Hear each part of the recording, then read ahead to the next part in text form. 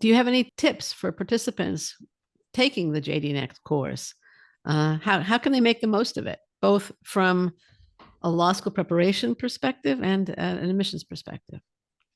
So I would recommend to anybody who's interested in JD Next that they really put their heart and soul into it. And this is really important because you really want to know whether law school is for you or not for you. And you really want to be as prepared as possible if you do go on to law school, because it really is a competitive environment.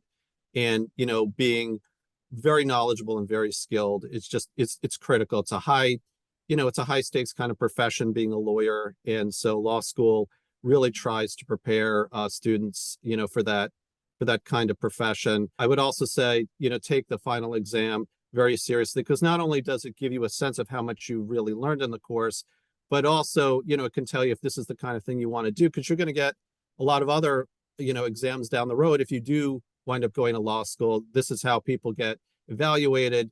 And also, there are law schools that are using the JD Next final exam to make admissions decisions. And so obviously it has a high stakes component, JD Next as well. So, really it's really a major life decision, deciding, whether or not you want to go on, for legal education and getting into law school. So it really is an experience I would really just invest your time, your resources, your heart into.